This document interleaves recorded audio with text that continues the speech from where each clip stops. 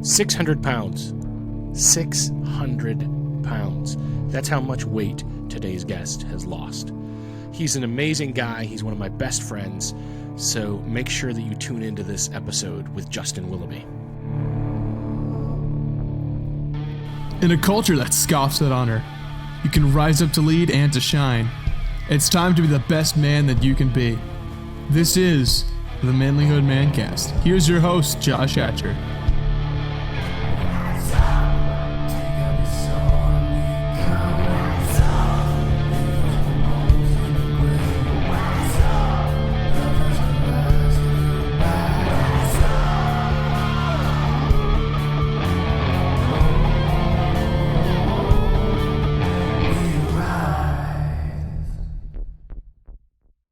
Gentlemen, welcome to the Manlihood Mancast. I'm your host, Josh Hatcher. Listen, we've got all kinds of things going on at Manlihood. I want you to make sure that you go to our contests page because we're going to be doing giveaways there.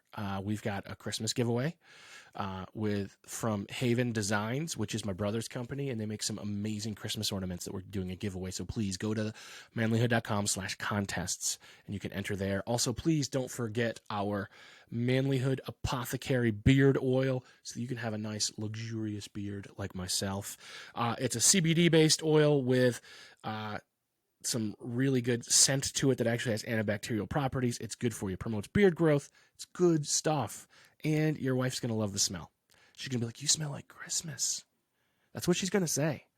And we all know how ladies feel about people that smell like Christmas. So get yourself some Manlihood beard oil. You can get that along with our swag and some of our books and things like that at the Manlihood store. So if you go to our website, manlihood.com, and you click on the store and the menu, or if you go to manlihood.com/store.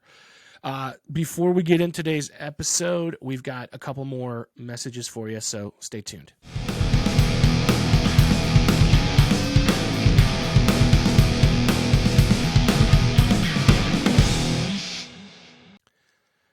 Justin Willoughby, at the age of 16, weighed 799 pounds. And over the years, Justin has become one of my best friends. We've spent a lot of time together. I mentored him when he was young, and in a lot of ways, he mentors me. And so we have a great conversation today about his weight loss, about your weight loss, about your health, about your fitness, about your mindset. And I want to encourage you to make sure that you connect with Justin because he's got a podcast as well called the 600 Pounds Down podcast. And this, I think, is going to be something very special. I think eventually he's going to blow Manlihood out of the water with his listenership, but definitely want to make sure you give him a listen. But listen to this interview with Justin today. Justin Willoughby, it is J-Dubs. It is so good to have you in the podcast today, man. It's actually an honor that I get it quite a bit to be able to talk to people that I know in real life. And my wife will always be listening to a podcast and she's like, "Well, how did you get that guy on?" And I'm like, I went to high school with him, or we've been friends for a long time now. My wife knows you, so she would know that. But, I also get people that are complete strangers that I just get connected with. You ask people to be on your podcast. But I am really actually excited about this interview because you're one of my best friends. So we have a little bit of history and we can have some fun with this, I have a lot of fun. I don't know, man. If you got dirt on me, I got dirt on you. So just preparing you for that, okay? I don't intend to air dirty laundry, buddy. I think we'll be good. Okay.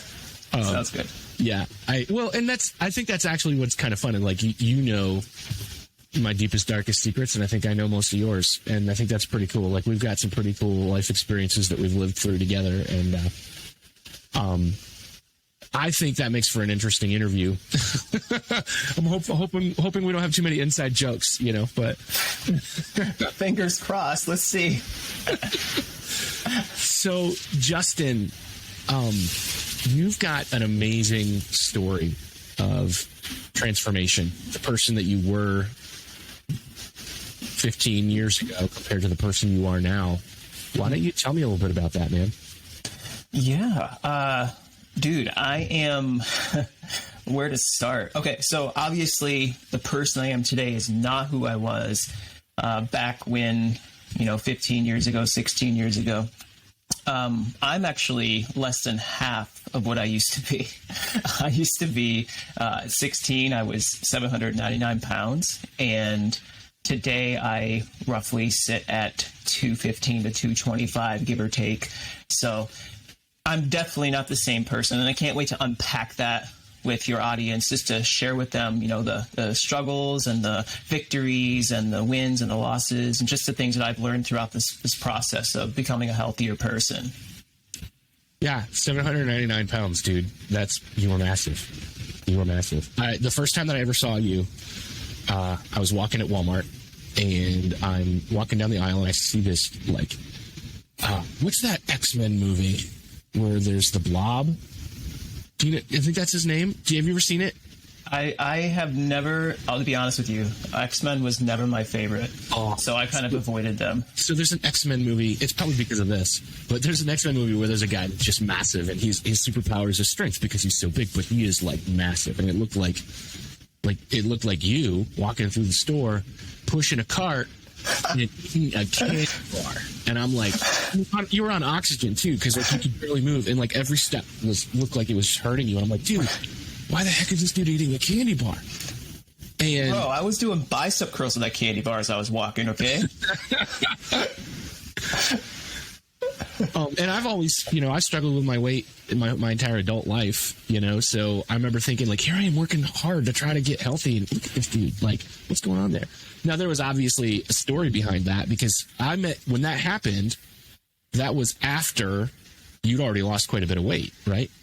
Yeah. So interestingly, I chose Walmart because, first off, let's be honest, when I lived in this small town of Bradford, there wasn't a lot around there, not a lot of walking places or big stores to go to. So when the wintertime came around, I would go there and I'd use that as my walking area. So I would walk around and, I tried to lap the places. It was a good sized Walmart, right? And I remember just first time I went, I was like, man, I gotta maybe get 10 laps in today. And then I would try to just increase that as time went on. So I think when you saw me, actually, I was trying to aim for a mile in the store because it was flat, number one, and I was afraid of falling because I was so big. Number two, it was warmer in there. And in case I got hungry or weak, I could buy something. So it all kind of fit together. My parents were there supporting me. And yeah, I was finished with my 1 mile Walmart walk. And then I was like, man, I deserve a reward for this. And I don't always believe you should get a food as a reward. But at that point in my life, I wanted a candy bar. So I probably was a Snickers. And so I just had one. And then obviously you saw me at the wrong time. So kind of funny, though. Well, but it is kind of funny. But I'm guessing you were probably 18 at that point in your life, I'm thinking. So you'd already been on your journey for at least a year or two at that point of losing weight.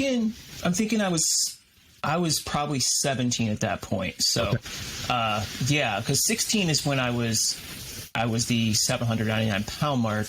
And then later on, I started, they had me on an exercise program before I went on my own to do my own walking. So that's when I probably was a couple 100 pounds down by the time you saw me.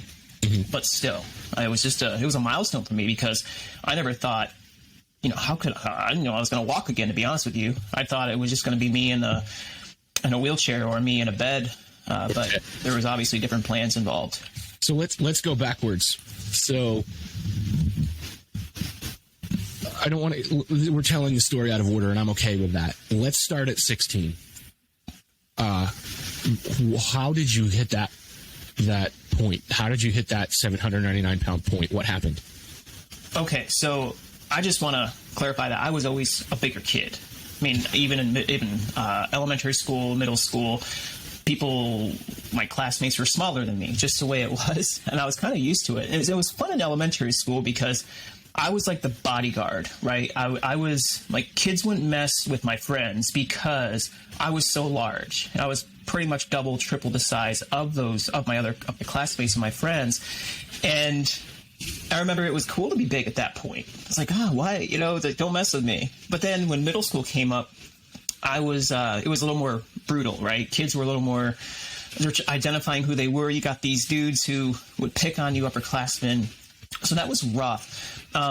As middle school went on, there was a little bit of bullying involved, and that didn't feel good.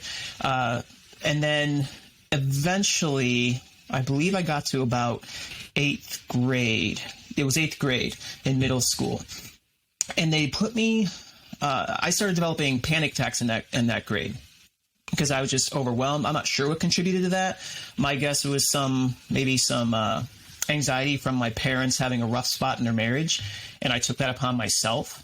And anyway, so the anxiety developed, and then eventually I had to be homeschooled. So I was no longer in school. And then at that point, the anxiety attacks, and then all of a sudden I started going to a comfort source to help me through the anxiety and depression, and that was food. And so I would want to eat. And I was always a bigger kid, so I had some desire to eat on a constant basis, to be honest with you. But it escalated when the anxiety came around. And then when I would consume food, I'd feel depressed of how much I ate sometimes. And depression actually took over because my social life started dwindling down, wasn't what it used to be. And I just became a different person with anxiousness, depression, and an addiction, which put all that together, it's like a recipe for disaster, right? It's simple math. If you eat a bunch, you don't move, and you're just kind of sitting there, what happens is you start gaining weight. And I didn't move as often as I needed to because I was afraid that my heart was going to give out on me because I was having anxiety attacks. And when I would move, my heart would race a little bit more, and it would put me into a panic attack, an anxiety attack. And that's when I started really getting bigger, because I would go to food as a comfort source during those moments, which would make me feel good for a brief moment. But then all of a sudden it would leave me low, right? And then over time, I started gaining a bunch of weight. So,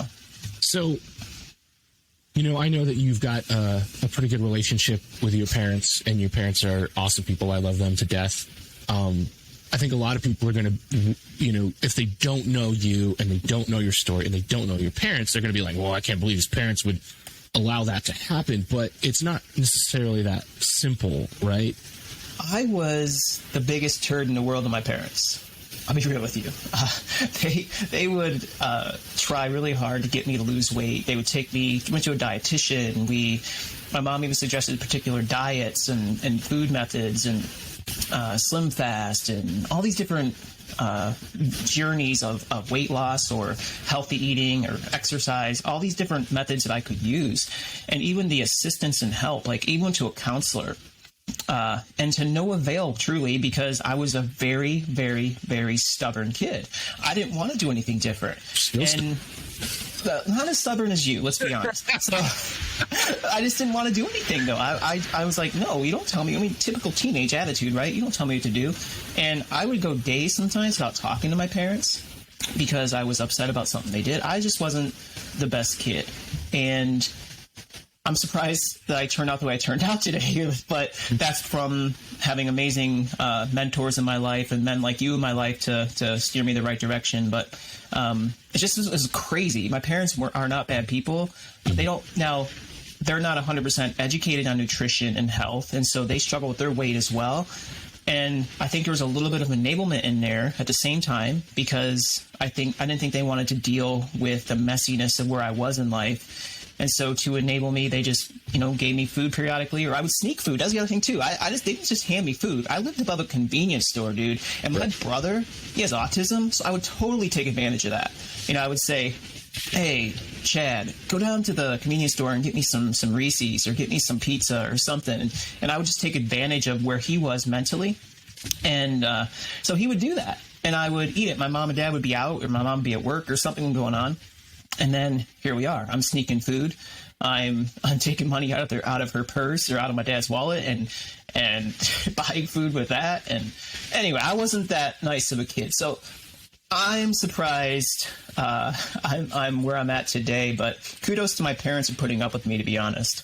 Yeah. And I always want to bring that up because I think, the internet comment sections are always ridiculous sometimes. Fortunately, actually, we have not had that much problem with Manlihood. I think the guys involved are really good, and they don't make their life doesn't revolve around being a troll on the internet. But I don't want this to go out there and then have somebody just like blast them when they did the best they could with what they knew, and I think all in all they actually raised a pretty fine young man, and And if I look back at when I was 16, I might not have had the same issues. I was pounding a lot of food, but my metabolism didn't hold on to it until later. So, it could have happened to me then too, So 16 comes and you have hit that point now. You're not moving. You're stuck in a bed. What was your life like? It was rough. It was lonely. It was not fun. I will say that. My life just consisted of the internet. So remember ICQ back in the day? Right. ICQ, all these different chats just to find friends. I had a good friend, a good buddy who would come over periodically and see me, but I wasn't into anything as much as I needed to be anymore because I was kind of just sitting in a bed and I didn't go play football with my friends anymore. I didn't go play Frisbee or, go roam the neighborhood and cause trouble. I couldn't because I was so large and I would get out of breath too easy and I would wobble and get made fun of and all that stuff. I just didn't want to do it because I didn't want to face all that. Mm-hmm. And so it was pretty lonely, I suppose you could say, and also it grew my love for food because I think we both know when you're sitting in front of a TV or in front of a computer, it's easy to mindlessly consume something. And so I would have my brother go out and give me some pretzels from the cupboard. Okay. I'd mindlessly eat those things. Right. And so, yeah, it was lonely and depressing. And I found fulfillment in like internet chats and trying to find some girlfriends at that point and just finding something to help me feel better at that point. Yeah. I know you've told the story of your foot going through the floor because you were too heavy for the floor in the mobile home. And I think you had to have some help, like it got bad, like you were immobilized, right? Yeah, that was after. So that part was after starting my recovery process, which I think, is it okay if we go into that? Because that's a huge. Let's talk about it. All right. Yeah. So they had me.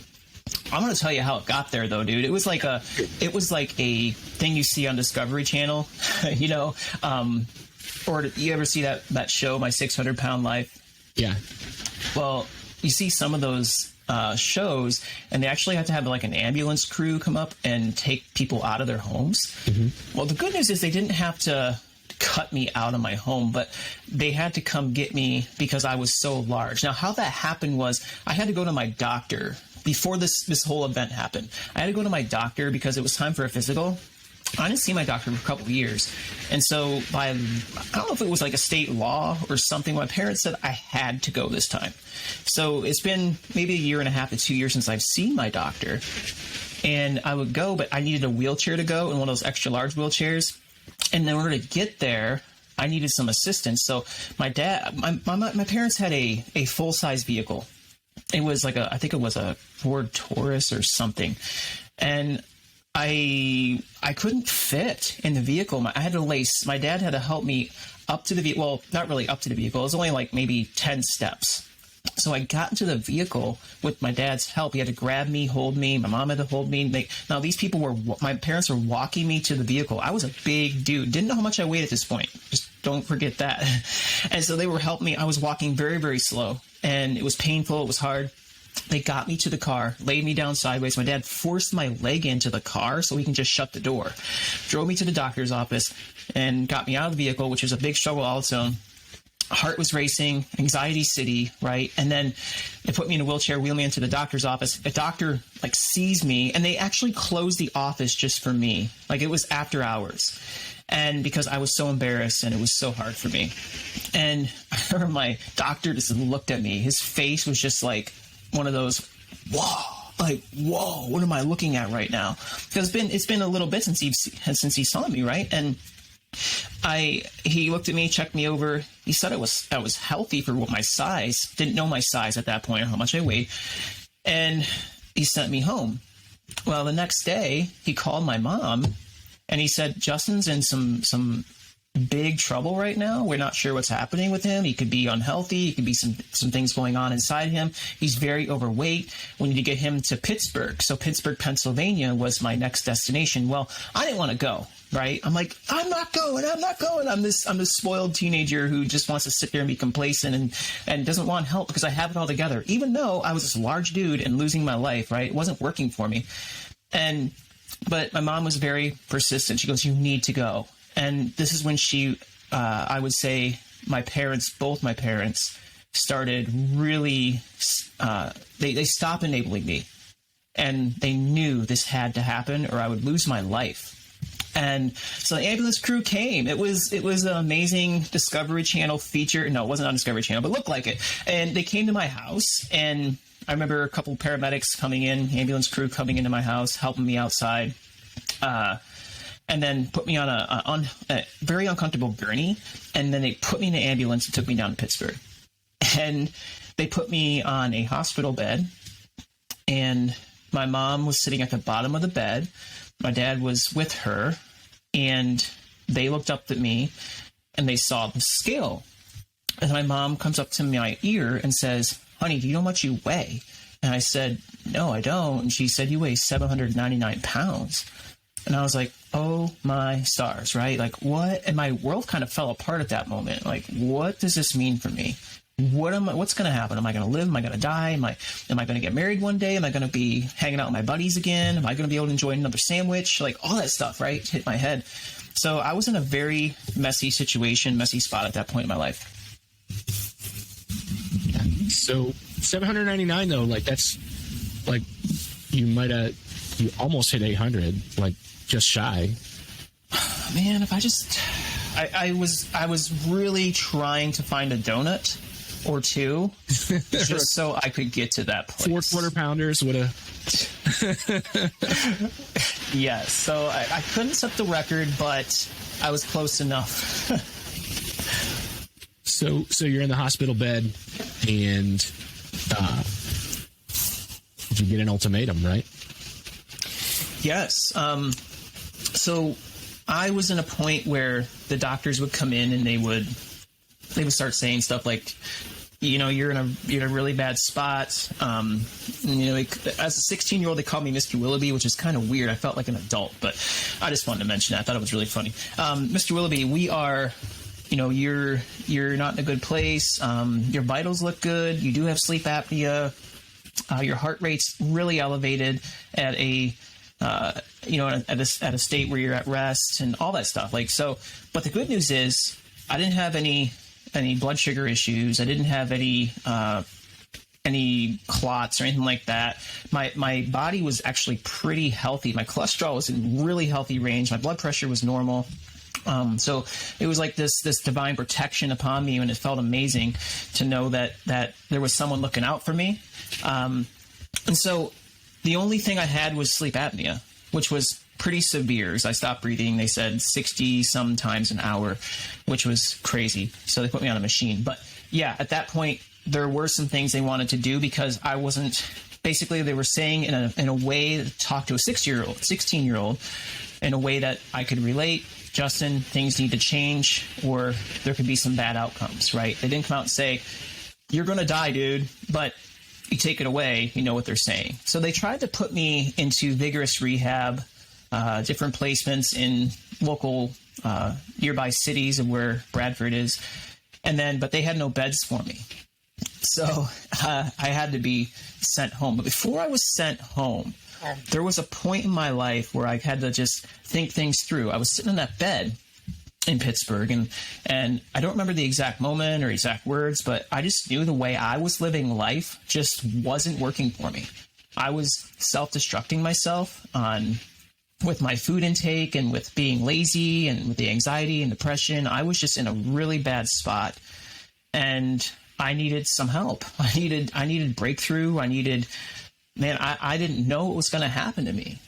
So that's when, at that point in my life, I developed a real faith. I mean, I've went to church previously. I had a Bible in my hand. I knew some stuff, but at this point in my life, I reached out and asked Jesus to take control of my life and to change me, because the way I was living wasn't working, and I didn't want my life anymore, apparently, because I was just wasting it away. So I gave it to him, and it changed everything.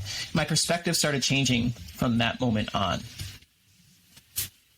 Yeah, and that'll do that to you. You know, that sounds like, you know, it sounds like one of those moments where if I continue in this, the outcome is obvious. You know, if I continue what I'm doing, I'm going to die. You know, I'm not going to live to get married and all of those things. And I need to make a change. And so you asking God for help and God showing up and helping you, like, that changed you on the inside, but you're still 799 pounds.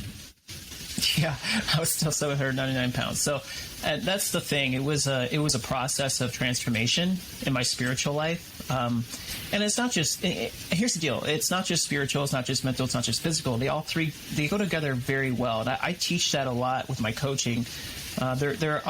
We are a being that's made up of flesh, of course, but there's also a soul and a spirit involved in that being as well. And so I definitely had to change all those. It just wasn't this easy thing, though. It was not an overnight process. It was a journey. It was a journey, and from day one to today, it's been a journey, and it's not over until I take my last breath. Yeah. So how quickly did you lose that weight? What happened? Well, the first year I dropped about 200 pounds. And then the second year I dropped another 200 pounds. So in 2 years span, I lost 400 pounds.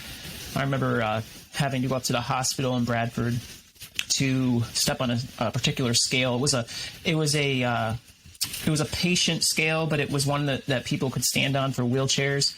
That had wheelchairs, or sit on. I'm sorry, they had wheelchairs. But that being said, I had to use that scale, and it was probably once or twice a month I would go get weighed, and I would see the weight come down. So 2 years span, 400 pounds. And then after that, it was a slower process. And the truth is, dude, I didn't end up having the cleanest process of weight loss. Like, I had ups and downs. I had moments where I gained some weight back. I had moments where I struggled and said, I don't want to do this anymore. Like, this wasn't just some easy peasy thing. And just because I had a faith in Jesus now, and just because I had a new profound experience of weight loss, it still didn't. There still was real Justin involved here, and the struggle of trying to eat healthy and maintain a healthy lifestyle. Just it was very taxing sometimes, and it wasn't always the easiest thing, but I knew I had to do it. So I would go through phases where I would put on 20 pounds, 30 pounds, and then lose it again, and then lose some more. So it was about a 7 to 8 year process of me losing around 600 pounds. I love, because it's almost like the first 400 pounds was like a supernatural gift, right? And then you had to work for it, but to lose that much weight was almost like humanly impossible. And then after that, you were just like everybody else. And you had to work for it, you know, which is, I think, is kind of a cool part of your story, because some people be like, well, he had it easy. He had a miracle, right? Yeah, no, you didn't have it easy. You had to work really hard to get to where you are. Yeah, it wasn't easy at all. It was very difficult, man. Like, even that first, it's so funny because the first 200 just melted right off. Like, that was just from walking and eating healthier. That just, I mean, it just came right off. I remember days I lost 10 pounds. And only eating a candy bar after you'd already walked a mile, right? You know? That's it. Yeah. Yep. Not 2 anymore. But that's the thing. It came off pretty quick, but again, through the process of losing it, 2 years of losing 400 pounds, it still wasn't easy, right? It still had its moments of, I don't want to do this. I don't want to do this anymore. I'm tired. I'm over it. And I drew strength from my friends, from my brothers and sisters, and I drew strength from, obviously, my faith in Jesus. I drew strength from community. That was a huge part of my success. I had a physical therapist, an occupational therapist, who came to my house for the first 6 months of my recovery. And I maintained a relationship with them after they were finished with with my appointments. So that was something that helped me too, because they knew my story, and I would call them when I was having a hard time. I'm tempted and all this stuff. So yeah, it was, you're right. The 400 came off pretty easy. There was some struggles, but that leftover amount of 200 pounds was definitely a slower process, and honestly was more difficult because I had to really work for it, like you said. Like the exercise had to increase, and the nutrition element, the food intake and all that. I had to learn some new ways of doing things, and just made it a little more like you had to work for it. And it was worth it though, because now I can look at that and say, I've done this. I know how to do this stuff. I know how to help people. I know how to give them answers when it comes to weight loss. So it was kind of a gift in disguise, if you will, when you go through those things. A lot of times when we go through them, I think a lot of people think, this is hard, this is difficult, and we try to give up, or we think we should give up. But if we just hold fast and we just keep going, we learn a lot. We learn a lot through the tough times, and we gain experience that we never would have had before if we just gave up and quit, right? Consistency is key to anything that you want to accomplish in life, but you have to do it, and you have to make up your mind to do it and learn the lessons as you go, as you do it. I have always been impressed with you because from the very beginning, you knew that your recovery wasn't just for you. You modeled that early on. And I think that's been a pretty cool thing for you because you've soaked up. Like when I first met you, Justin, you weren't a smart kid.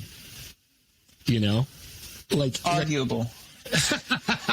No, but like I wouldn't say that you had a lot of knowledge or a lot of information. And if I look at you now, like if I have a question about nutrition, about physiology, about exercise, about any of it, like you've done it all now, and you've done so much that way that I think it has equipped you better than any college degree ever could. There's just something about just like what you're doing, dude. Like you look at that Manlihood starting out, I think you had obviously some answers. You had a way of life. You lived this thing. You experienced it. So you talked about your experiences, and you were ignorant then, right? But now today you have more answers. You're equipped more. You can help more people. And it's just like that with anything in life. Like you start out kind of like I don't know, it's a rookie thing. It's like, I have answers. I know what to do, and then it just develops over time because you try new things. You're not afraid to fail. That's the other thing. Like we're not afraid to fail. So with fitness, the fitness field, I mean, everybody has the same answers, right? Eat less, move more. Eat less, move more. And that's good, but there's other elements to it as well. And sometimes we're afraid to talk about other possibilities of losing weight or getting healthier because it might not be the cultural norm.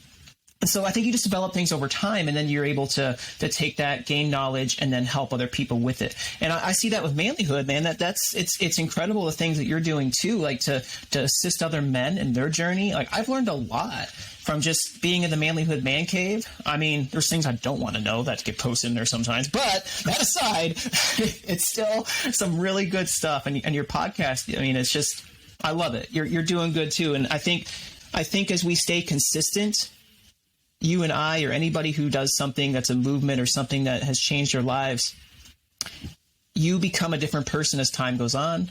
You're more equipped. There's no degree in the world that could replace experience, right? Yeah.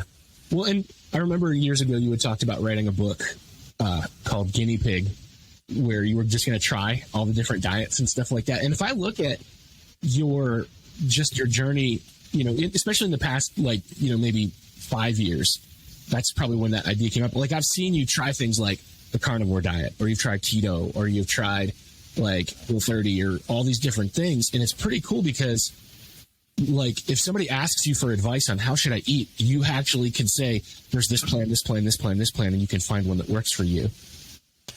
Yeah. I've gone through so many phases, man. It's been unreal. I mean, dude, I even tried like weight loss pills, right?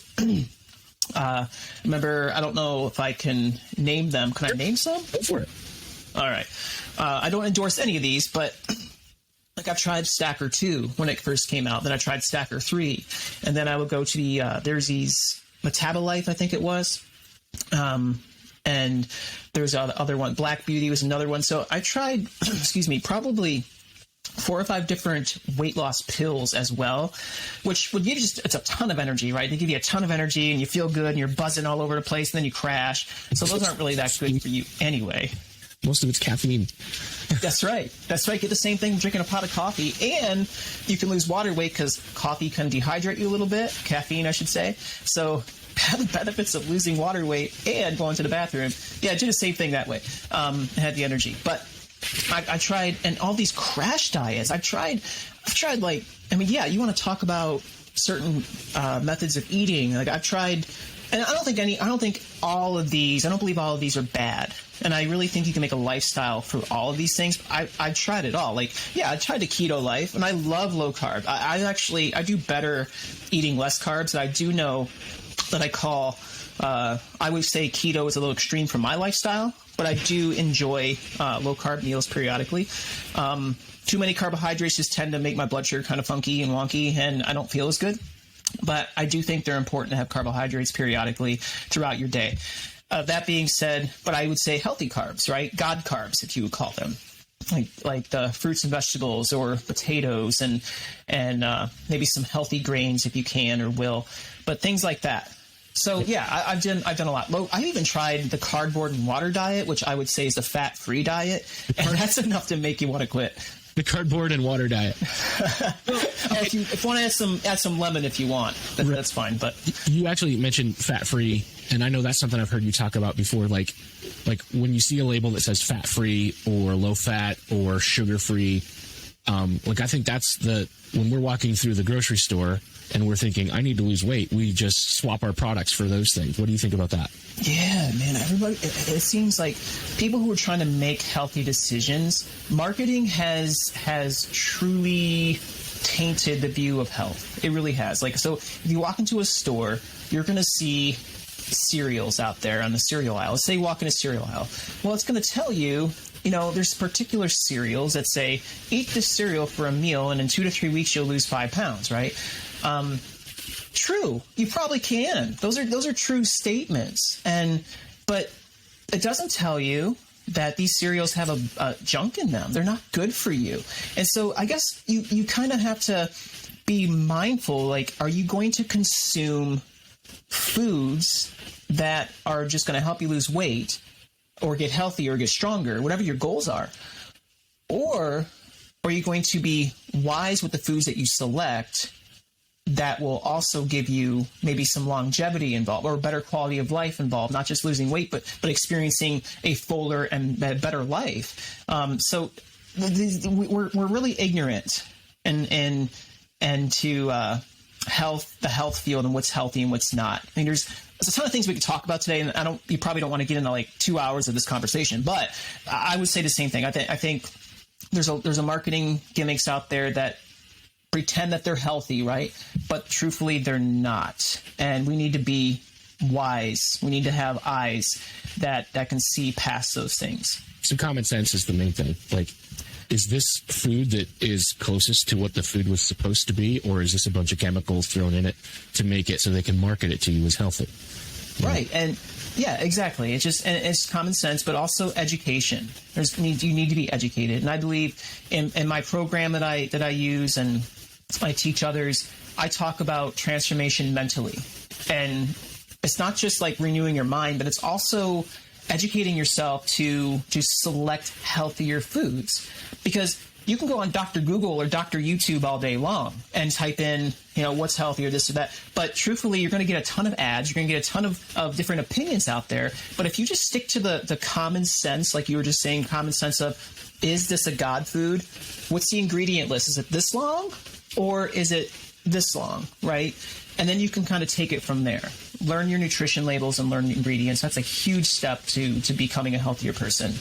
Yeah, that's awesome. And I know, that if people want to know more about that stuff, they can connect with you. You've got a podcast that is out, and you'll be giving people inspiration and information. They can follow you on social, and a lot of that stuff will be there as well, because if you are at the place where you don't know how to start and you need some information so that you're not ignorant about it, talk to Justin, because he knows his stuff, you know? Yeah, dude, I've done a lot of studying, and hours, and not just for myself. I'm just a geek, I think, a little bit of a geek, but I also think about how can I assist other people? And then learning from there just gives me, the information needed to assist others, for sure. Yeah. So, I remember the first time that I ever talked to you about doing something with Manlihood. You said something to me, and it always haunted me because it was the first time I'd ever heard it, and then after you said it, I started hearing it a lot. Wait, where are you going with this, dude? Come on, do it. Is this G-rated, or is this... Yeah, no, it's... yeah, everything we've talked about has been G-rated. Okay. And you said to me, I don't always... Dude, I don't really feel like a man. When men are getting together and doing manly things, I don't feel like I fit in with that. And it actually kind of bothered me because I've never not thought of you as a man. You know what I mean? And I'm like, man, I don't know what's going on there or where that comes from. And now your life has changed a lot since then, because I'm guessing you're probably about, let's see, Manlihood's 10 years old. So that was 10 years ago, you know? Yeah. So has that changed in your life? Has that attitude and that perception changed in your life since then? It has. The biggest reason, I remember that conversation, I think we were at church together. I think when I remember that conversation, we were in church, and I think we were by the soundboard doing that stuff. But I remember saying those words to you, and I think in my life, there were a lot of insecurities. And here's the deal. It wasn't just with my weight, though that was a big part of it. It wasn't just about my past, even though that was a big part of it. But it was about the men that I surrounded myself with, and not that they were bad people, but I started believing the teasing, if you will. I started identifying myself as what they were teasing me about, right? So because of my past, and I don't put blame in anything, but it's just common sense, I've had issues. I didn't do a lot of manly things because I was contained to a bed. I mean, it's pretty manly to sleep, if you ask me. But still, that being said, I didn't really have a normal life. My dad, he didn't really go out of his way to teach me, though he did try to teach me a few things, and I just didn't want to do it. So instead of, coming to get me to make me do it, he just said, all right, it's up to you. I'm not going to force you. So I didn't really have an interest. And then now fast forward when you get older and you become an actual man and you're not 16 or 15 anymore, it makes things difficult. And so, you get a little insecure because of the lack of knowledge and experience that you have, right? And so I would see, your events, I saw pictures, they looked amazing. They looked like, you had a lot of great things, a lot of manly things going on. But I didn't feel like I could do that stuff back then because I was embarrassed and insecure. I didn't want to have to go through the teasing process anymore. I didn't want to be made fun of because I didn't know how to shoot a gun or fish or any of that. And looking back at that today, I think, wow, I was a really insecure dude. Now fast forward, I have shot a gun. Hit a target, by the way. And then, I've done some really fun things. I even went on a dune buggy, dude. I'm officially a man now. Let's be honest. Well, I think that there's a lot of perceptions about what it means to be a man, and there are man activities that the vast majority, especially of American males, would look at, and we'd say those things are manly. I think of fighting. I think of, we've got a story we've got to talk about fighting. But I think the podcast over, heading out. About fighting, I think about shooting, I think about even the things that we wouldn't necessarily think are necessarily the best, drinking, or sex, which there's balance to those things to make sure that they're kept in check. But there's so many things, cars and sports and all of those things that we think about as manly. And I probably say this so much, my listeners are probably sick of it, but I always think of Mr. Rogers versus Mr. T, you know, like those two men look so opposite, but they're both very manly, you know? And so, but I get that. That's why, like, whenever we do events and things like that, like, I always want to work into the conversation or into the opportunities to do something that maybe we haven't done before, and be around people who maybe have done it to help kind of, because when you shot the gun, right now, I'm not saying that you have to shoot a gun to be manly, but when you shot the gun, and you hit the target, how did you feel about it? Bro, empowered for real. Like, exactly. It felt good. It felt free, and not just about being a man, but it felt freeing to do something that I haven't done before, right? So, like, without letting fear hold me back or insecurities hold me back, I mean, I was surrounded by my family, right? This is a cool event. Like, we were all firing for the first time. That made it easier. It was welcoming. I think if we're going to teach people and encourage them to try something, you want to be very welcoming, and you don't want to have a closed-minded approach to this, or a arrogance that comes with confidence, right? Some people, you could be confident but very arrogant, and it comes across just not very, like, to me, it's just a turn off. I don't want to be part of that. I don't like hanging around people like that. I just don't.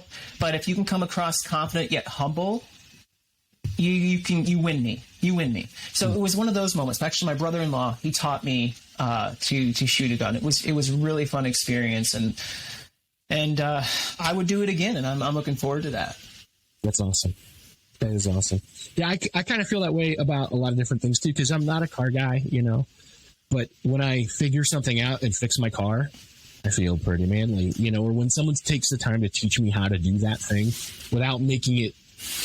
I do think sometimes the teasing and the ribbing in the context of brothers, you know, where we're humble enough to like if I walk up to some dude I don't know and I just start teasing him about how unmanly what he's doing is, that's not going to make him feel good. But like a little bit of that, you know, a little bit of that ball busting in the context of relationship has some benefit, right? You know, but I don't think we need as much of it as we do, especially understanding that some people have some insecurities, and a lot of people will use that ball busting to cover their own insecurities too. Yeah. I can see it's fun to dog one another. It really is. Like that's what dudes do, and it's fun. But there's a point where I think you have to have you have to kind of enter that person's world before you do it, right? Like you got to know. I mean, brothers, right? You know me. Let's just say you and my relationship with you. Like you can bust me a little bit. You could say things like when I had panic attacks, I would have my dad come in and rub my back. And because you told me you did that, yes. So I would tease you about that every time you would start to have a panic attack. I'd be like, "You need me to come rub your back, buddy." And then, but here's the deal. You had a panic attack one time, and I asked you if I can come rub your back, which that's pretty. I asked for it. You asked for a heart attack, and you asked me if you needed to rub my back. Oh, that's great. That's great. I'm so glad you're still here. That being said, you're right, though. It's in the context of who it is and the moment. And it's fun to dog one another, but there's a point where you have to enter that person's world. And the other part of that is, too, man, I'm learning now, too, because who I was back then is not who I am today. I didn't need to be so sensitive, right? Like, I needed to have some tougher skin, and just, like, not every little thing had to offend me. You know, that makes me insecure. Oh, that's just a product of who I was in here, in my mind. So, but they go hand in hand. You do your part. Try not to be so insecure. Try not to be ridiculous with your thoughts. But at the same time, the other people too, it's like you need to be a little more mindful of how you're teasing, because it could come across a little arrogant and really not a inviting environment. Yeah, I agree 100%. You know, growing up as a bullied kid too, you know, like I didn't get it at first. It took me a while to get to the place where I realized that friends can do that in a loving way, you know, in a way that isn't meant to be hurtful. And learning to stand up for myself when it's too much. Like, dude, we can't have this conversation today, you know? Yeah. And a good will say, I got you. It's all good. I'm sorry about that, and back up. Somebody who's not a good friend will keep going, and then you know that you don't need them in your life. All right. You know, you taught me, and just for your audience sake, Josh has been a mentor to me for a very long time. Like when I met him at church, we had such a great relationship, and I do go to Josh when I need some advice and all that, and it's just been good. So you told me Josh, you spoke something to me one time because I was talking to you about, man, I'm feeling like this person is overbearing sometimes, and I don't like how they're treating me. And you said you set the temperature, you set the thermostat on how people treat you. So if I allow this person to treat me like this, they're going to continue doing it because they don't know that it offends me. They don't know that it hurts me. So they're just kind of going to treat me the way I allow myself to be treated. And so that stuck with me because I carry that today. And I think my stepson, 14-year-old boy, we're really good buddies. We're very good buddies. Like, we laugh, we joke around, it's fun. I love it. At the same time, if I'm not careful, I can just come across as the buddy and not the stepdad. And I need to have a fine line. Now, I'm not his biological father, so it might look a little different in how I raised him and my relationship with him. But at the same time, he needs to respect me. And I need to put it out there to be respected and set the temperature for that, because if I allow him to walk all over me or joke around me too much or be inappropriate with his jokes towards me, that's not a good way to be either. And he'll continue doing that. But yeah, I had to face those obstacles. And I just remember those words that just stuck with me as you told me that in the past. Real quick, let's tell the fighting story. So we were working out together, and we decided we were going to go to the YMCA and use their boxing gloves. And in the gym, we were going to box. And so it was you, me, and then this dude who literally was like a amateur wrestler, and then a 14-year-old kid that we invited to come with us. The amateur wrestler was scary, dude. He was like George the Animal Steel or something. I don't know. Always asking if we want to box, and like, no, because like, I'm a big dude and I can take pain. Like, I know how to fight.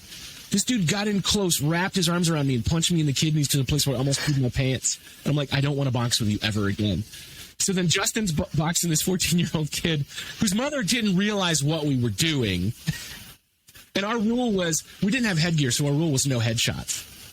And so, like, Justin throws a punch at this kid's chest, and he gets scared, and he ducks into the punch, and he knocks his last baby tooth out. And what's really funny about it is, like, we felt really bad, but I know Justin actually felt a little manly after that happened. Dude, I knocked a kid's tooth out. Come on, man. That is probably the definition of manly right there. Right. I love it. Oh, it was amazing. Yeah, that was fun though. That was some fun days. Like, and it was good exercise. You know, we went for exercise too, right? I mean, that was something that we did as we hung out. I mean, you were mentoring me, mentoring the young man with us, and the wrestler with us. What's that? We were mentoring him too. That's right. But it was good. We used it, and it could be great exercise for you, right? I mean, we were. I got my cardio in because I would run away from some of the shots that were coming at me. I mean, I think you tried to punch me a couple times, and I would like run away from you. Yeah, but that, you know, and I'm actually doing that now with Abe, who's got my son, who's 21 tomorrow, actually. But he's got, well, when this podcast is being recorded, it's tomorrow. That always gets confusing because I don't, you know. But we've been training for over a year now, or almost a year now, and we lift and we do some cardio and we do some boxing and some Kenpo karate, and just that is my favorite exercise. Like, you have been my mentor in many ways as well, because you've helped me on my fitness journey many times over, and you've been a tremendous help for me. So working out with my son has been kind of interesting because now he's my mentor. But of all, you know how stubborn I am, and I hate working out. And so working out with Abe is fun because I'm actually finding a workout that I enjoy doing. Yeah. And I hate it. I hate everything else, but I love punching the heavy bag. I love, you know, a little bit. We haven't done a whole lot of sparring yet, which is probably good because my 21-year-old son would obliterate me, to be honest with you. He's tough. So, you know, when we start doing that, I'm a little nervous. But I found an exercise that I could do daily if I wanted to, and I would love it. which is pretty cool. Yeah, you just gotta find your rhythm, and that's what I would tell people too. Like when I first started out, I started out walking, and I always think that's just it's so low impact. It's most people, 95% of people can do it. It's just one of the things I would recommend for anybody, even if you're not losing weight, just to be healthy. Like just walking 20 to 30 minutes, 5 days a week, if you can get up to that limit or that amount.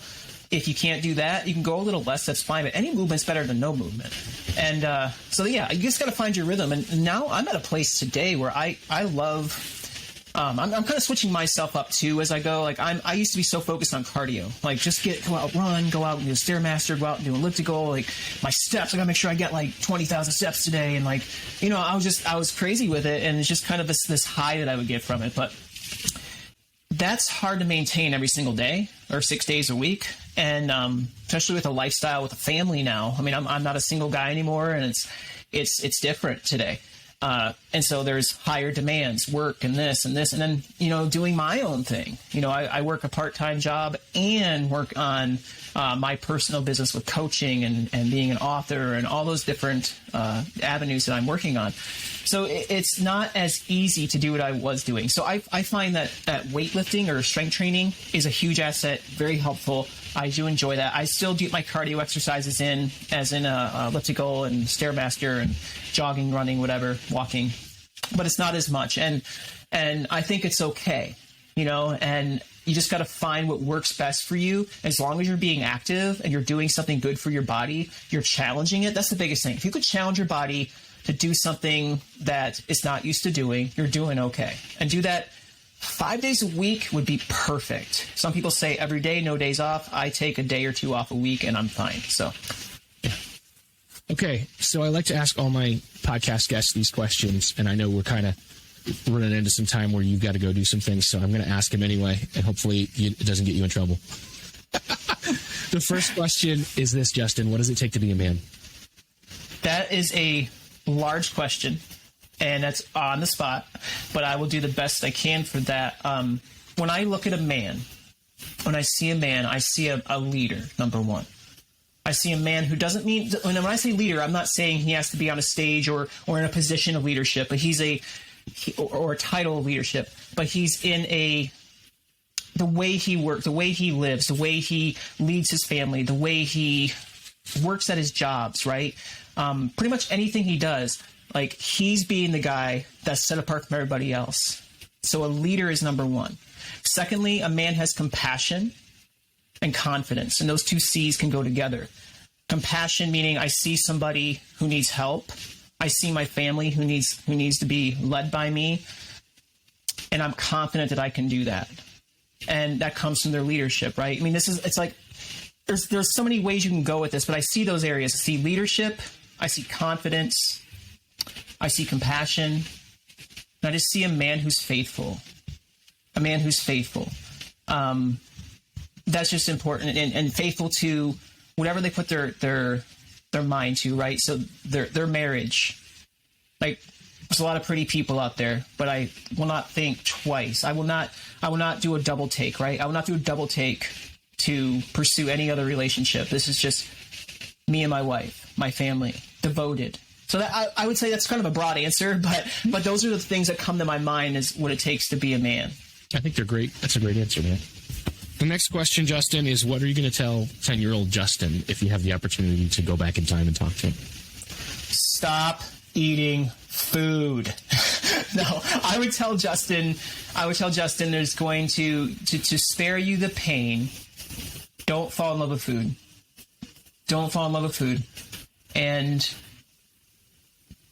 try hard to not be insecure about what you look like.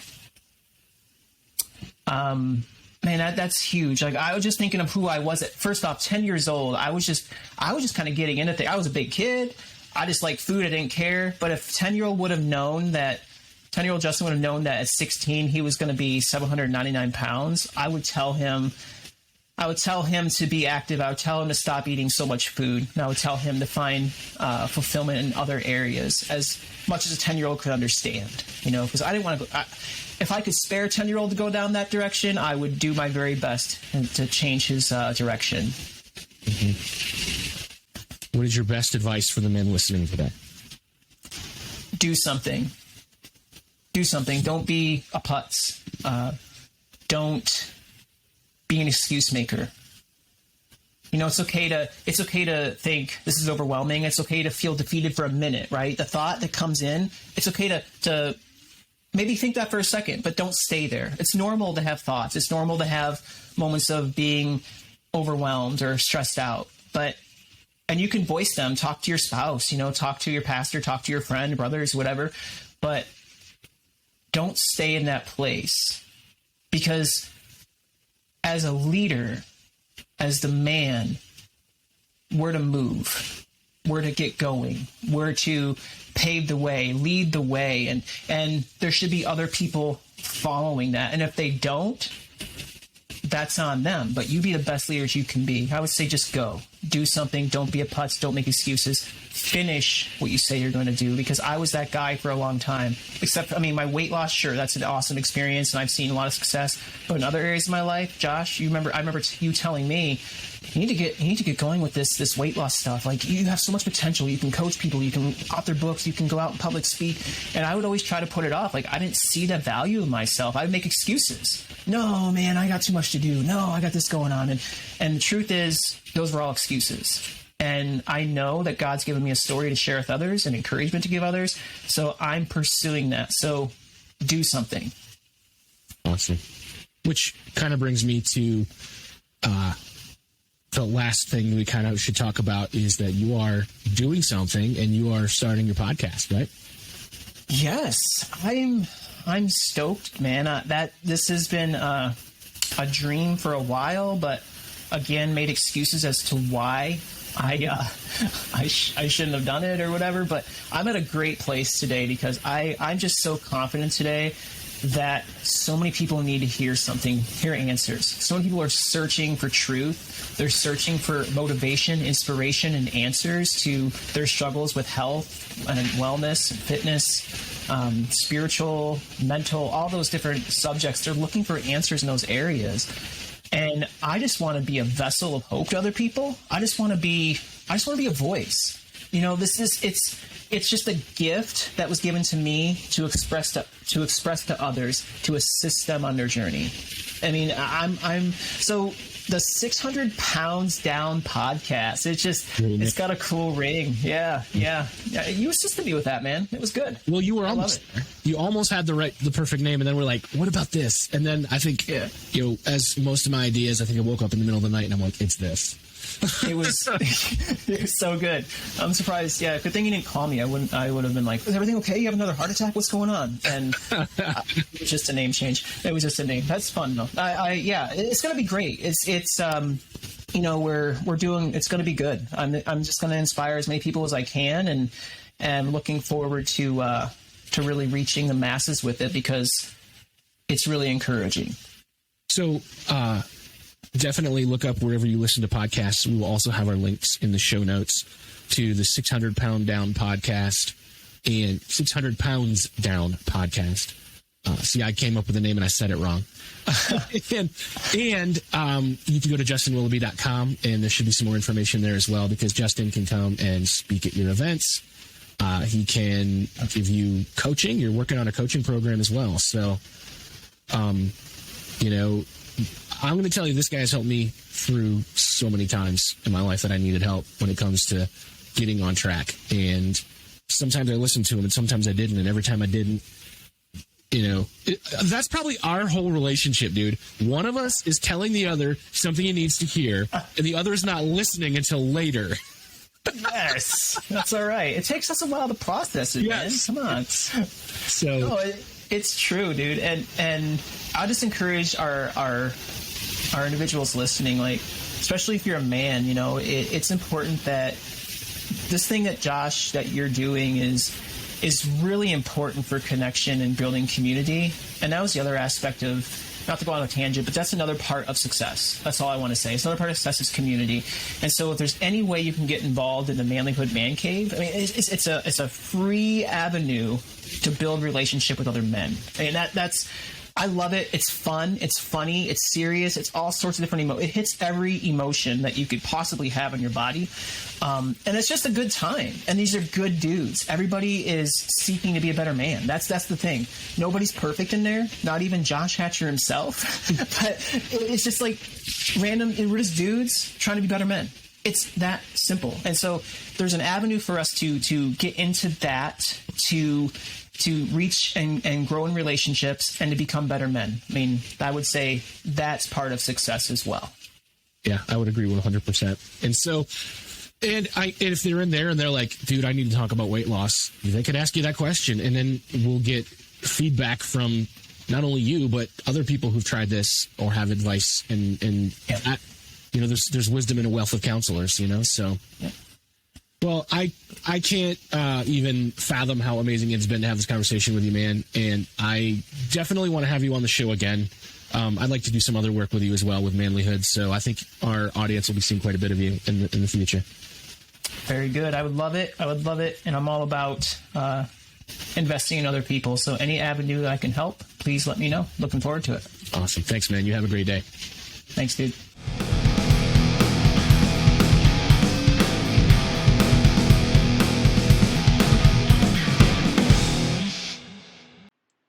I was given a death sentence at the age of 16. I became a slave to food and to fear. 799 pounds. 799 pounds. But here I am today. 600 pounds lighter. And I'm here to share my story with you to help you improve, to help you find your way, and to help you become a more motivated person. I'll be your inspiration. Here we go. Let's do this. He's been on the Today Show, the doctors, in the National Enquirer, and in newspapers and magazines all over the country. Don't miss the 600 Pounds Down podcast featuring Justin Willoughby. Justin Willoughby, thank you so much for not only being one of my best friends, but for telling your amazing story, for not letting your story just be yours, but inviting the rest of us into that journey and story with you. Thank you, man. I really appreciate it. Please make sure you go to the show notes and check out Justin's podcast, check out Justin's website, and look at his books that he's got on Amazon. Let's support this man because he's doing amazing work. And if you find yourself in a position where you need a coach, you need somebody to walk you through the process of getting healthy and getting fit, this is the guy that you need to go to. So justinwilloughby.com is his website, but go to the show notes, click the link. Let's go show him some support and let's get ourselves back on track because I think that's good stuff. Hey, listen, you guys are important and you matter to me a lot. I don't do this whole podcast thing to get rich. If I did, I would have gave it up a long time ago. I would love it, yes, if we can sell a whole bunch of beard oil or books or other things, as our brotherhood is coming together and the guys start, taking advantage of some of our premium services that we've got at manlihood.com/brotherhood as that grows into something special. Yeah, that'd be awesome if that could be a sustaining career, and I believe that it can be, and it will be for me and maybe some others that I'd like to put to work someday. But that's not why I do this. I do this podcast. I run the Manlihood Man Cave Facebook group, all of it. I do this because I believe that men matter, and I want to see us grow and become even better men. I believe that men are good. Yeah, there are bad men out there, but even bad men can have a second chance and become a new man, just like Justin. So that's why I do this. It matters to me. You matter to me. Just keep that in mind as you go about your week. Anyway, guys, I love you. I care about you, and I'll see you next time. If you want to be a better man, check out our website, manlihood.com, for blogs, videos, and more from our Manlihood team. And you can also join our private Facebook group, Manlihood Man Cave, where you can meet up with a band of brothers who will challenge you and help you on your journey of manhood. This episode's produced by Hatcher Media for Manlihood.com. Be sure to subscribe and leave us a review on iTunes, YouTube, or wherever you're listening to the show. Tune in again for more of the Manlihood Mancast.